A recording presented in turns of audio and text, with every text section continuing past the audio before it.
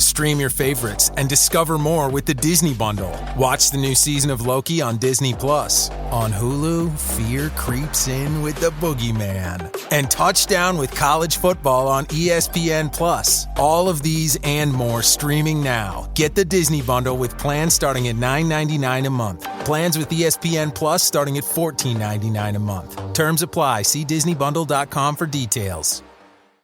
This is the Dan Le Batard Show with the Stugotz podcast.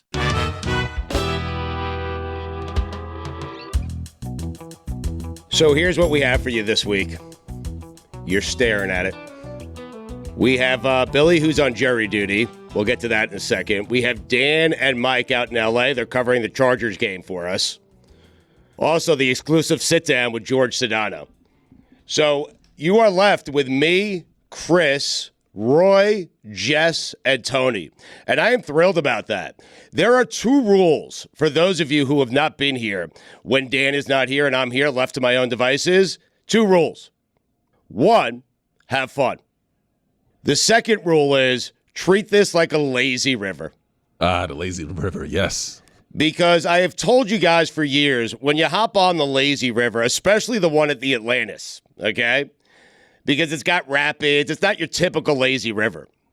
You let the river take you where it takes you.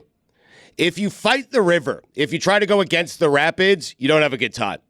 But you have fun when you let the river just take you where the river wants to take you, and that's what I would like you guys to treat this show like this week. You know what I like? I like it when you get up against the wall on the lazy river, and with your foot, you just give a little kick. Just a little, let me get myself going a little more Just to kick yourself off just a little bit? Kick it off the wall. Just I don't know where I'm going next. But I'm just giving a little kick. But that's not letting the river take you where it takes you. And this week, I would like you guys just to let the river take you. If it takes you to a wall, it takes you to a wall. Don't kick off the wall. That's where the river wanted to take you. Embrace the wall. Wow. Yeah. Tube or noodle? All right. Tube. Sure. Tube. No, tube. Tube. Noodle is not, you can't really move around in a noodle. Right, yeah. The thing is, most people go butt in the center of the tube and all your extremities kind of overlapping over the top of it. Yes. Not me. I go up through the bottom of it, my upper torso above the whatever this thing, what is this? Where are we? The tube. The tube. The tube, yeah. He's in rare form this morning. I'm telling you right now. And my He's legs in are rare like paddling. form. Yes. My legs are like, I'm like a duck underwater. My legs are just Don't kind of paddle. kicking. Do not paddle. That's true. Right. Just let the river take you where it takes you, Chris. Exactly. That's it, Yeah. okay? Stop fighting the river. Jess, what do you prefer? I like 4 noodles under my knees. Right. And like 2 behind my back. And I'm like kind of semi-drowning the whole time. I'm like fighting it a little, but I'm floating. Seems a little inefficient if it's a crowded lazy river because people are wanting to borrow. Like, you can't have 4 tubes. Yeah, you can't have 8. Like, if you ever have that thing where there's like a line for the tubes? You ever had like a really popular lazy river? Yes. And like as you're getting out, you're handing your tube to someone else? I don't like that. Why? In a perfect world like Jess, I could have 7 tubes. Right. But it's like you got to just make do with one usually. Wait, but you don't like sharing your tube? You're getting out of the river, so someone else needs your awkward. tube. Like, right. like, are these things sanitary? How does this work? I know I'm in a pool. I know chlorine's involved, but it's just like my chest has just been on this tube for about 2 straight hours. Right. I'm just handing it to this like 8-year-old kid. Okay. I prefer a tube. I will be honest with you guys. As I get older, it's really difficult getting into the tube. Yeah. It's hard. What technique do you use to get into the tube, Chris? Well, if you have the stairs, I have to do it in very shallow water. If you have the stairs, you can do the plop, right? The little jump backwards into the thing, right? But it's like you said, it can be a messy situation. What do you guys think of the double tube? Yeah. Double tube to yourself, you're saying. Double tube to yourself. You got the legs in the front tube. You're in the back tube, and you're just kind of like riding it, you know? I don't like it when you're doing it with like your I know, spouse Tom. or something, and like my legs, like all of a sudden my wife's legs are just over my shoulder. It's like, get over here. Get your own tube. I don't need to do this double thing. I don't need your Her feet. feet in your face, Yeah, right? just get out of here. And then you start spinning. Chris, were you nervous down 14-0 first quarter yesterday? Every Dolphins fan. You were. I'm telling you, I got the text from like 15 people. There was every Dolphins fan was telling you how confident they were down 14-0. Right. I'll admit, I was a little nervous. Yeah. Because I didn't take the Dolphins in this game. I did feel like they were due to play a close game. That's a big number to cover. I didn't think they would lose the game. I wanted to bet them when they were down 14-0, but they were still almost a minus 200 down 14-0. Right. So Vegas was not on to the Panthers when they were up 14-0. You had a Thielen they would win? This guy. Oh, Jesus. He's Oh, my good morning. No, you sit right there. I love you. You're late. Good joke. You know, Jeremy, they wanted me to invite Adam Thielen into studio today because they have the bye week now. They're 0-6. Like, I'm not bothering that. I know he's having the best season he's ever had. Amazing. I know, but he's 0-6. This is actually an interesting question we could have had with him today. What? I bet Adam Thielen is loving this season. Absolutely. So far. Why? Because he's having a great season? I'm not saying he's not a team guy. I'm just saying he's having a huge bounce back And the Vikings season. are bad too. A resurgence, I would say, right. he's having. And it's got to feel good. I mean, obviously, if we had him in here, he would say all the right things, but he's got to be loving life right now. Especially with the Vikings being bad. Like, if the Vikings were good and winning without him and Justin Jefferson was having this spectacular season and all the guys who replaced him were playing really well, right. then maybe he'd be feeling like, all right, it's just stats and we're losing. But the Vikings are horrible. Are we playing happiest guy on a losing team? We haven't played this in a Adam while. Thielen's a love good this, yes. nomination. Chris, that is letting the river take you where it takes you, okay? If that's the game we're playing, let's play it. Who is the happiest guy in a losing team? Who is it? Is it Adam Thielen? We're all in with Adam Thielen right now. That's Right, the for leader now. in the clubhouse. Who can beat Adam Thielen? Right. Malik Cunningham? Who? Malik Cunningham, the backup quarterback in New England, who's now all of a sudden getting a shot? No. I'll get to Belichick in a second. That made me so happy seeing them run like an option offense. Yes. I'm just like, this is beautiful. Right. But, Tony, what were you telling me right before we came on air about Josh McDaniels? I'm so sick of Josh McDaniels. Like, how does he not get it? After being an archetype for an offense with Brady that broke all these records and was an incredible offense. Right. He's playing to lose, right? He's in 1987. Let's run the ball. We've got no timeouts. We've got 2 minutes left on the clock. Let's just run the game out. And then he runs it into the back of the line like 3 times, punts the ball, and gives the Patriots a chance to win. Right. Luckily, Max Crosby had that backdoor cover sack, which was huge for everybody. That was great, yes. It was massive. But I'm looking at him saying, Josh, how do you just not get it? Just year after year after year, not get it. By the way, the rare 7X revenge game. There was a lot of guys from the Patriots on that Raiders team. Yes. They got the revenge. Yeah. Who's the offensive genius from 6 years ago that's looking at Mike McDaniel and Sean McVay like, I was you? Josh McDaniels. That's what I mean. McDaniels. Who are the Josh McDaniel? The other Sean Josh Payton. Yeah, they're just like, oh, you think you have it good? Your time, it'll end for you soon. I was you once. The enemy. Yeah. He's going to be the next head coach of the Commanders, though, I think, right? Is he? I feel like he is. Their offense looks pretty good, actually. Sam Howell? Because of him. Exactly. Right. Yes. Exactly. But when they didn't look good, it was because of him, too, right? No, but Tony, I think you go to a place like Washington with Sam Howell and you say, hey, it wasn't just Patrick Mahomes, it was me, too. I can make Sam Howell good. I can make anyone good. So that was a good move by Eric Bieniemy. But here's the cool thing about the Dolphins. I think the Dolphins are the best team in the NFL. I really do. Now, I'm saying say that again, please. I think the Dolphins are the best team in the NFL. Now, I'm saying it coming off a very surprising Sunday in which you had the Philadelphia Eagles lose to the Jets, right? And you had the San Francisco 49ers lose to the Cleveland Browns without Deshaun Watson. But the beautiful thing about the Dolphins is I'm not a Dolphin fan, but I bet the Dolphins yesterday, and at no point, even down 14-0, which for me is being down 27.5-0, because I had the Dolphins minus 13.5, I was not nervous. What are you guys laughing at? I was down 27.5-0, and I was not nervous at all. I knew the Dolphins would cover. The Dolphins have the best team in the NFL. That is the worst feeling when you have a huge favorite and the other team scores first and you start doing that math. It's just like, gosh. Right. We got a lot of points to score here. I don't believe you, though. You had to be nervous. I was down not. 27.5-0. I'm telling you, I was not nervous. I mean, you have every reason and every right to call me a liar, but I am telling you, I was not nervous in that spot because your offense is so good, especially at home. Stu, the Dolphins are in this rare air now that we used to have with the Kansas City Chiefs 2 or 3 years ago where no matter what the score is, you're like, okay, they can come back. Right? Like, you don't have that many teams that live in that era, that live in that bubble. But I'm telling you, every year we have a best offense in the NFL. That's not rare. What the Dolphins doing is rare because they're leading in rushing and passing. I crunched the numbers last night. Wow. There has not been the best the offense that's got closest to this, I think, was the Cowboys in 2019. Yes. They were second in passing, 8th in rushing. But you're saying you crunched the numbers like you came up with this stat. You just read it off of something. No, I started going back every year in this, like the team. Oh, you did stats. it? You did the year by years? I went all the way back to 04. Right. No team ever is in the top 5 in both. Right.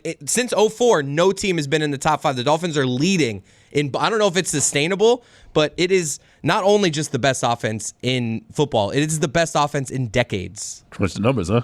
I did.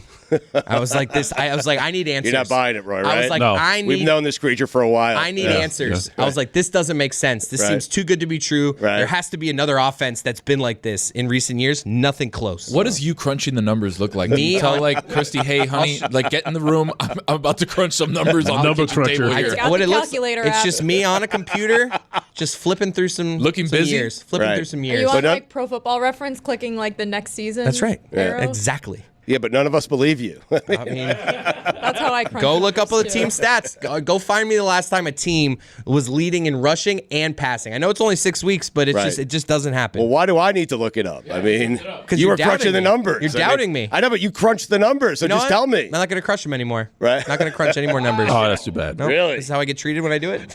What do you mean? Try to do a little work, a little research for the show, and this is how Right. I get treated. There is an article here from Bleacher Report from 2019 going through some of the best offenses of all time and where they ranked, and none of them were top in both rushing and passing. There are some that finished in the top 5, but when you look at that, it's like the 07 Patriots, it's the 2011 New Orleans Saints. Yeah, but they didn't finish it's- in the top 5 in both. No, but it's so if you look at the 99 St. Louis Rams, right? They led the league in passing yards per game. They were 5th in rushing yards per game. The Broncos, who in 2013 with Peyton Manning, yeah, they led in passing yards, but they were 13th in That's what I'm rushing. saying. So Yeah. to be able to put both together, there are some here that are like right around the top 5 in both, but it would be insane if they finished at the very top of the league in both of those stats. The funny thing is, too, is like when they're talking to Mike McDaniels, like, yeah, we didn't run as much last year. And then he's like, you know what if we just try running? And now they're number 1 in the league in running, too. It's like, how does this work? He gets everybody just open and everybody wide open running lanes. They make it look so easy. I mean, they really do, which is why when I'm down 27.5 to nothing, I'm not sweating the Dolphins at all. I'm just not. And let's play the game. Let's nitpick. They've been bad on short yardage situations. They had one of the weirdest plays I've ever seen yesterday on 3rd and 1, where they just decided to chuck You the didn't like ball the fake? 5 yards back. Did you see that play? Like Yeah. it was 3rd and 1. What was the score? They were down. Actually, I think this is early. I That's think the only reason you didn't like it, might have because they been were 7-0 down. at the time. This was early in the game. 3rd and 1. They could just run the ball. They tried to do it. They got too cute, is what they did, and then they had to punt the ball. It was like a fake brotherly shove kind of thing, but then Right. Tua took a step in and then threw it backwards as Raheem Mostert was running the opposite way. It was like, wait a second, where's the ball? Why are we busting that out against the Panthers? I like that style of no, you trick gotta play. bust it That's out now. exactly Yeah, the place exactly. you busted No, out is you against the Panthers down 14-0. I mean, You save that stuff for like the real games. I mean, yesterday wasn't a real game, guys. You got to practice it against the terrible teams, so that way when you play against the Bills or the Jets or whatever in your Right. division, you can use it. Hey, it's Mike Ryan. This football season, do what I do. Pair your national obsession with a Miller Lite. I make it Miller time all football season long. So many great memories made only better by that crisp, clean finish.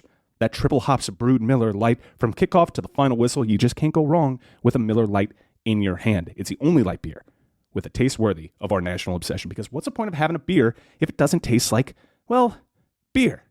And I get all the taste that I crave without the calories. That's a big one, because football and beer, those games are long. Sometimes you want to have more than one. You want to be less filled, but you want to have your taste buds fulfilled. It's only got 96 calories, folks. 3.2 carbs per 12-ounce serving. That's pretty good. That's amazing. That is Miller time. Make it Miller time all season long. Get Miller Lite delivered right to your door. Visit MillerLite.com/Dan, where you can find it pretty much anywhere that sells beer. Celebrate responsibly. Miller Brewing Company, Milwaukee, Wisconsin, 96 calories and 3.2 carbs per 12 ounces. Dan Le Batard. Did you watch me at NC State? I was all ACC. I don't have necessarily the mobility, but no one can see over the line like me. Michael, the ACC network job is a good job. It's a stable I'm job. ready to pack it in. I've got a lot of good football left in me. My footwork is underrated. I can step up in the pocket with the best of them. No one can scan the field like me.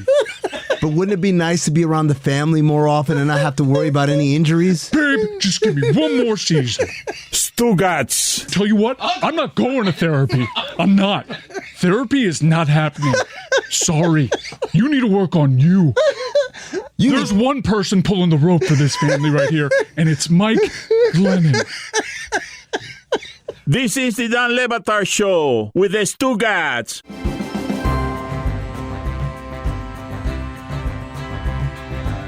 Jess, why'd you make a face when he said that wasn't a real game?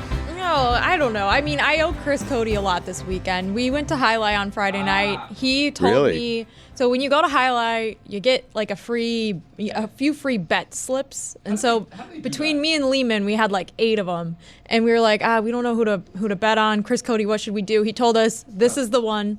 Put all your bets on this guy. We put all 8 free bets on one guy, $180. Wow. So I owe Chris Cody today. It wasn't really even our guy I was going with. It was the other team's person I was going against. I was like, this loser's not going to win anything. That, Chris. I'm not saying name. Not saying the name. This has to be illegal. Not saying the name. No, this was at Magic City Casino. This was all perfect. It's like insider trading, Roy. I'm with you. Yes. No, I'm allowed to bet too. They give me fake money too to bet. It's a weird thing with Highlight where it's legal to bet if you're in a DraftKings state, right. But if you're not, there's something about when you're there. It's a weird. I don't know the laws behind I don't it. know anything. I'm not talking about. So hold on, you bet fake money and win real money. Yeah, because you're unable. Oh, Stu, hold on, we gotta do something here. Because we're unable to place real money bets. I guess they want to let people feel like they're in the action, so they just hand out essentially fake dollars. They're handing out cash at Highlight, is what you're saying?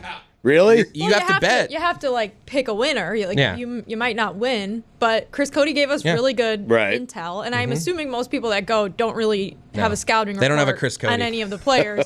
So I credit to Chris. Like I agree with everything he says today. I agree with his numbers crunching. I agree the Panthers aren't a real game.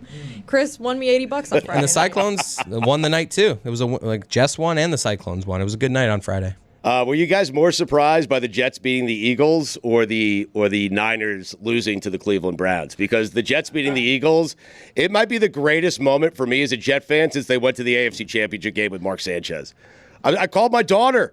I did. You mean after Aaron Rodgers came to the Jets? Like that was the greatest moment for you since the AFC Championship game. That was a celebration. But since the injury, what would rank higher for you? The feeling of when Aaron Rodgers said he was going to be a Jet? Right. Or that actual win over the Philadelphia Eagles? I think the win over the Eagles. Oh, stop it. What do you mean? Wait a minute.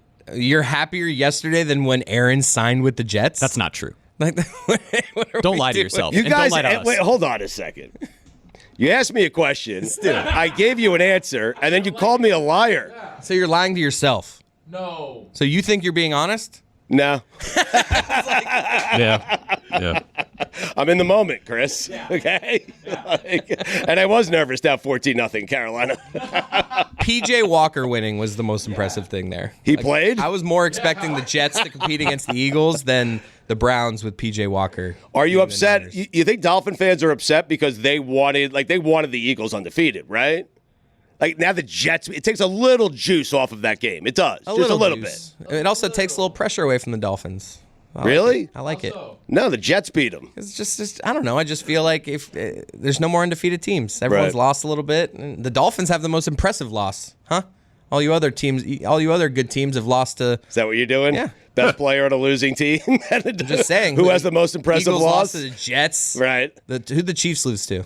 I have no idea. Lions are also 5-1. That's a good. Lions are good. That's a good loss. That's a good loss. Lions right are there, good. Yeah. Can't believe I'm saying it. Lions are good. Line up. Like Super Bowl good. Their defense is good. That's the thing. They're really good. Yeah. Doesn't it put more pressure on the Dolphins? Because you haven't played the Jets yet. You play them twice closer to the end of the schedule. Yeah. So now you know they're a team with a really good defense that can beat you without Aaron Rodgers. And as Saleh said, they've embarrassed every quarterback they've played. It's true. I mean, they have. They have a really good defensive line. Guys, this is why Aaron chose the Jets. No one ever chooses our franchise. The all-time greats, they don't choose our franchise. Brett Favre wanted to go to Minnesota. The Packers said no. They traded him to the Jets. They didn't want to trade him inside the division. So he used the Jets as a bridge to get himself to Minnesota. Guys like Aaron Rodgers do not choose the Jets. No one chooses the Jets. But the reason he wanted to come here was because the defense is championship good. Championship good. I saw him throwing on the field yesterday, okay? I think he was without a boot, no crutches, nothing. Do me a favor, don't rush back. There is something about this team. There's something happening in New York. I don't know what it is, but don't rush back. Zach Wilson's doing just fine. That was one of the great moments for me as a Jet fan that I've ever had. We have video of Rodgers throwing sideline. Let me see here. Let me evaluate this. I'll tell you how close he is to coming back. Let's see here. All right. There he is. He's looking, no limp. Doesn't seem to be limping. No. Let's see. Push off. That, guys, you don't understand. That is incredible. How? Like, that is not human for How? 3 weeks after an Achilles surgery. My dad had Achilles surgery 11 weeks ago. He still can't walk. Right. Do you think Aaron goes back into the locker room after this? Is just like, oh, that hurt. God. Oh man. Did you guys get the video? It looked good. Oh God. Did you get it? Tell me when I'm done. Yeah. When can I go back inside? The amount of pain medication that he took for this video. Right. The poor guy. This is setting up, it's like assuming, which is a humongous assumption, he can play at the end of the season. How? And that's why I'm saying it's a humongous assumption. I don't think it's ever happened before. Like, if Zach Wilson actually gets you in the playoffs, you can't bench Zach Wilson for Aaron Rodgers. You can't do that. And what if you do and then he loses? Quarterback That would be controversy. crazy. Wait. So hold on. The There's scenario. so much chaos at stake here. The scenario is Zach Wilson gets you to the playoffs. You gotta Aaron keep Rodgers him is in. healthy and ready to go, and you're not putting in Aaron Rodgers because you want to ride Zach Wilson because he got you to the playoffs. You can't do that to Zach, right? Or you do put in Aaron Rodgers loses. The narrative is insane.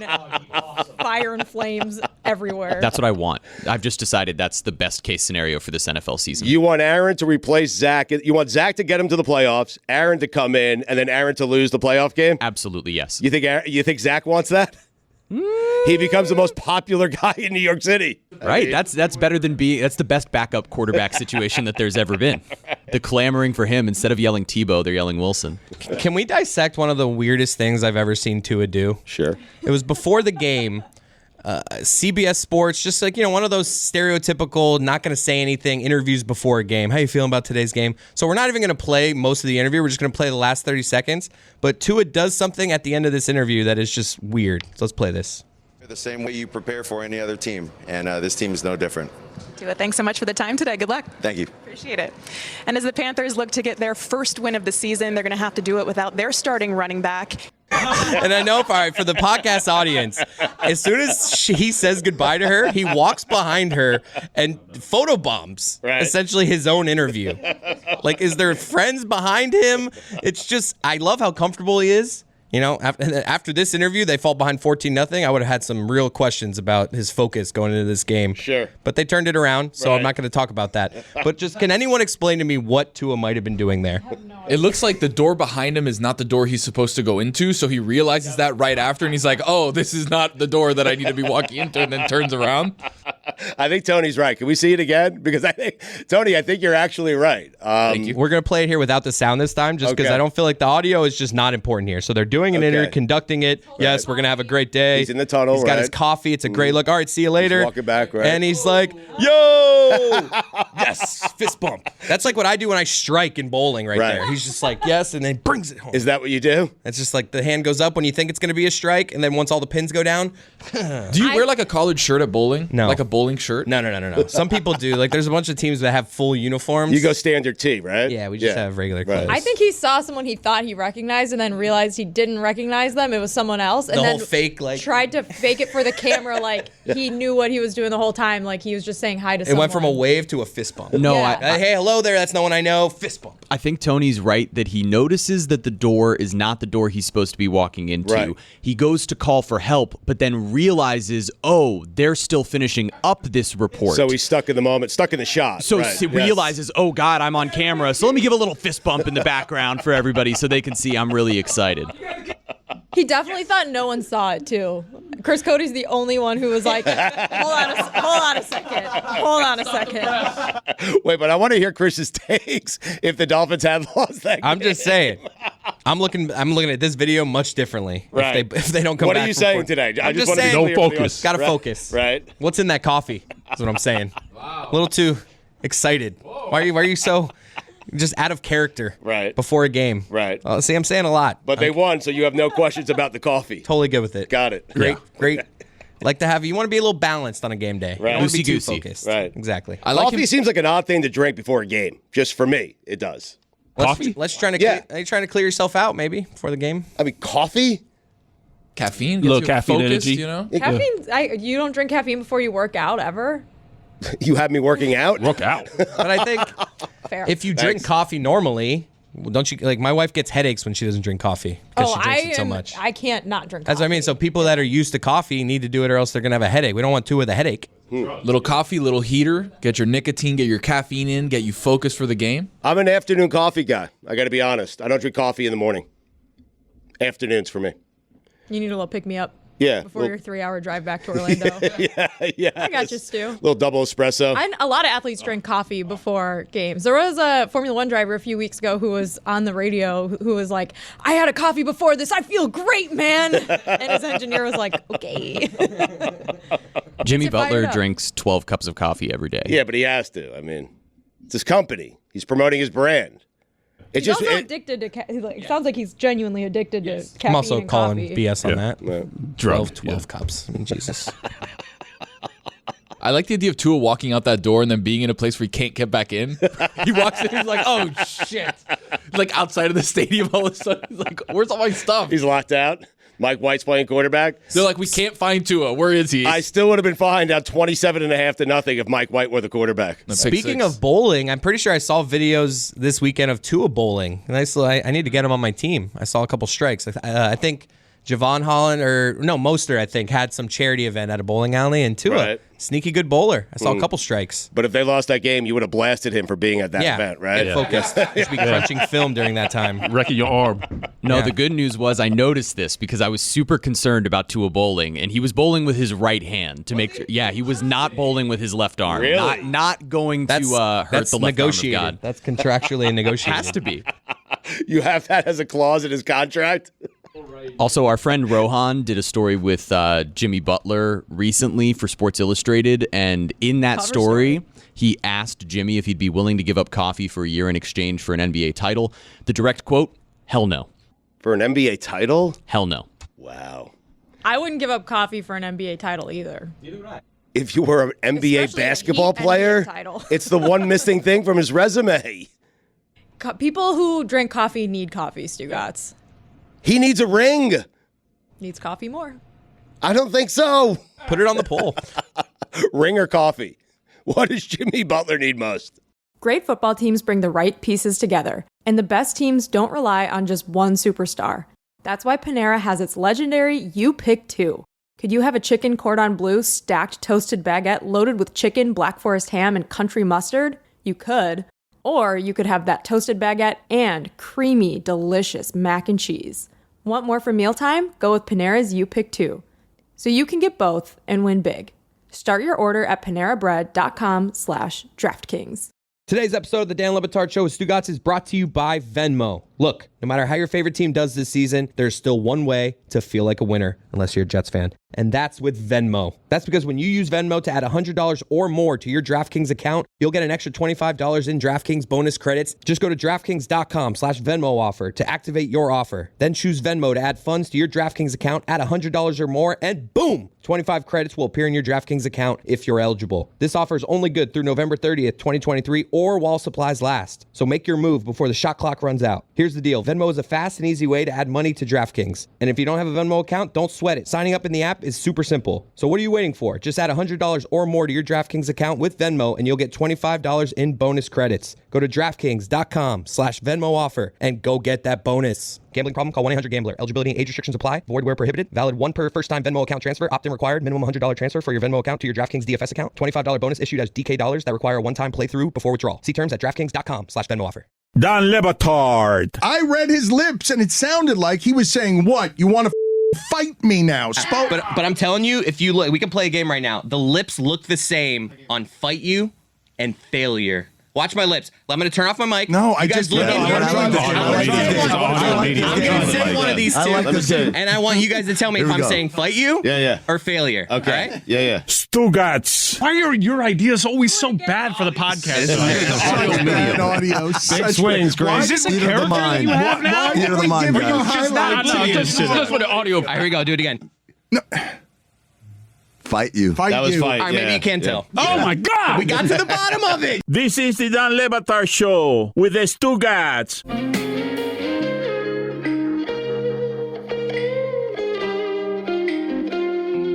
All right, we have some breaking news. this morning. We do. And everyone comes to me for breaking news. Football news?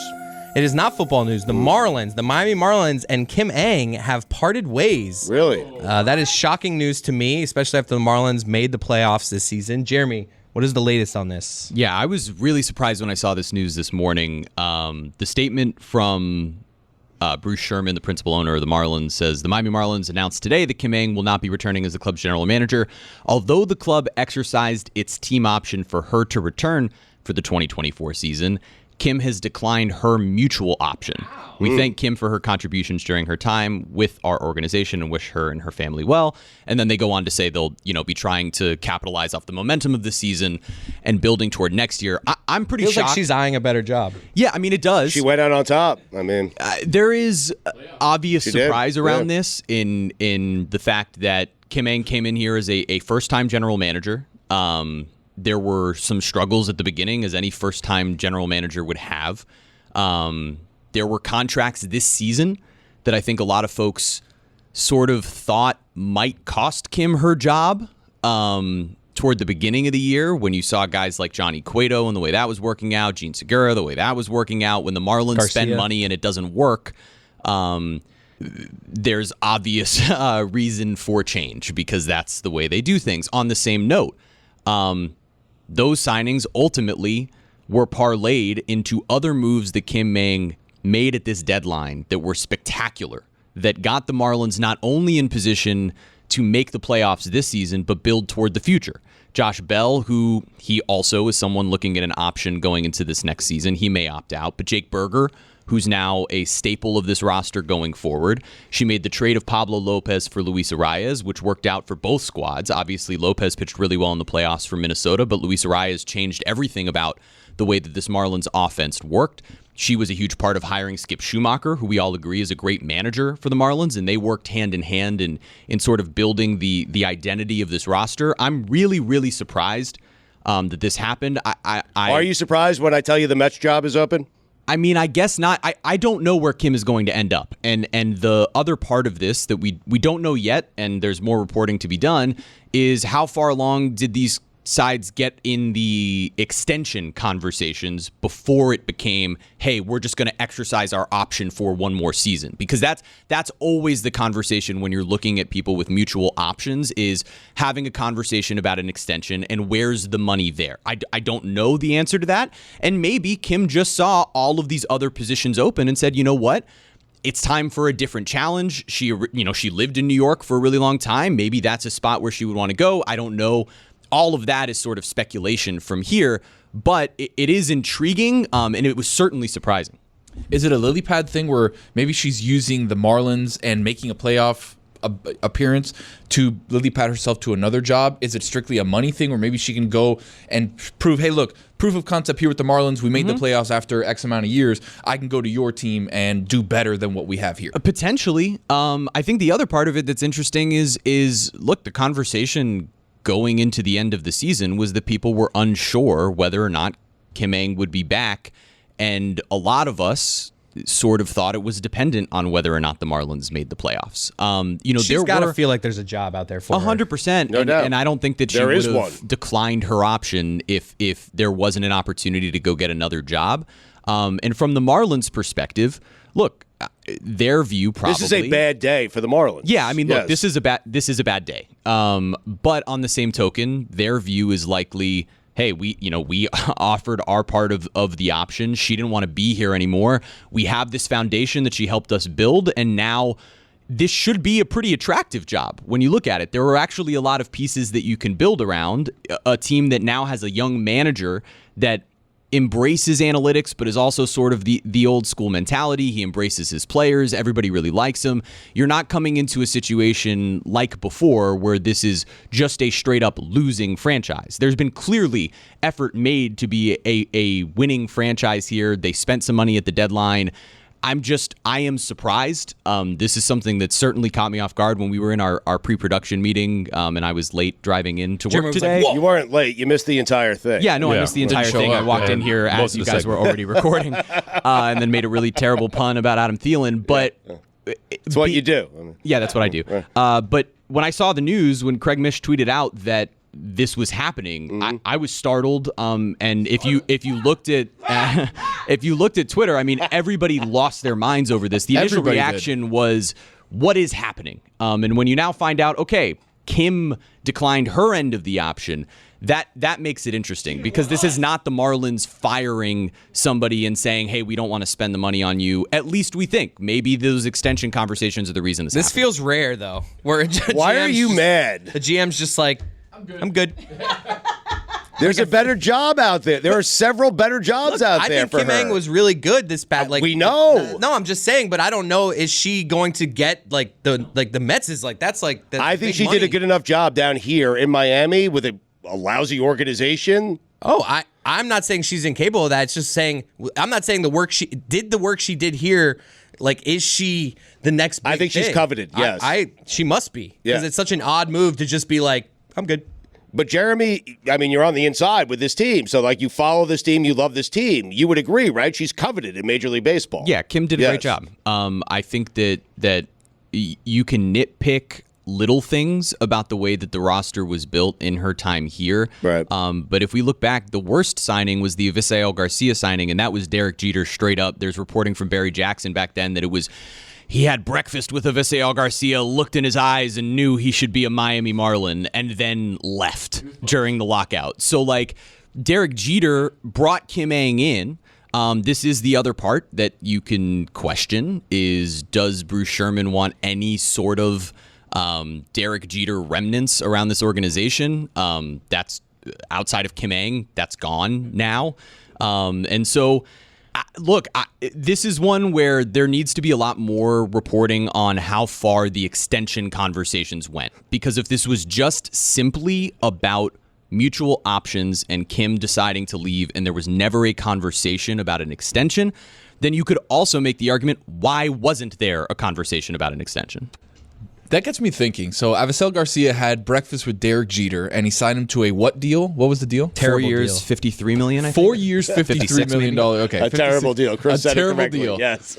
What if you had a shot, one breakfast for your life, 4 years, I love $56 million? Do you crush that breakfast or what? Yes. I mean, what Tony, did they have? What a great job of letting the show take you where it takes you. I am so proud of you, man. Wait, do you mean crush the breakfast as in eat Like the 5 bacon? entrees? Like, do whatever. That might make you lose out on Whatever Avisail Garcia did, do that. Like, did he eat? Did he have a cigarette with breakfast? What did Jeter see in him and be like, you know what, this is my guy? What would you do? Jess, are you saying they're pulling the deal back because he's eating too much? I ordered pancakes. Right. I ordered the full breakfast. I got bacon, scrambled eggs, toast. I finished all of it, and they're like, ooh. This girl can play some baseball. Yeah, he's hungry. No, you're right. You're costing yourself money. You got to hit 29 home runs for the Brewers in 2021. That's what you got to do. Don't worry about that. You got to get the Denver omelet, I think. He had With a some year, home though, Chris. fries, and that's it. The Denver omelets. Keep it simple.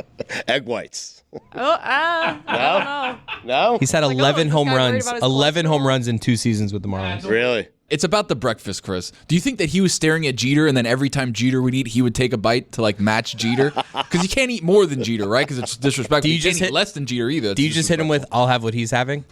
This article from Christina Di Nicola on December 1st, 2021, right after Garcia signed. A couple of weeks ago, over breakfast with Avisail Garcia, Marlins CEO Derek Jeter made sure to look the veteran outfielder in the eyes. What did he see? A player buying into what the organization is building. Eating toast. What kind of eyes did he give him? What was the offer? It's 4 years, $53 million. He saw $53 million. This restaurant definitely had ice in its orange juice. Yeah. You don't like that, do you? No. Huh? Do you like pulp? I'm okay with some pulp. I like pulp. I love pulp. I need the pulp for you. I want so much pulp that I need to eat it with a spoon. Yeah, high in fiber. Give me all the pulp. Yeah. Give me. I want to have to chew my orange juice. You want pulp in your teeth 3 months later? I want it to be the most sludgy consistency orange juice you've ever seen. Just mud. Put it on the poll. Do you want to chew your orange juice? I want my orange juice to be a solid. You want to drink it like soup? You want a fork and a knife? I want a fork and a knife for my orange juice. I want to put my orange juice So you on want my an plate orange. and cut it with a knife. Yeah. Well, you peel that. Derek Jeter's like, give her an orange. I'll take the orange juice. I'm not getting the $53 million at breakfast. They're watching me eat and they're saying, oh, I don't know about her.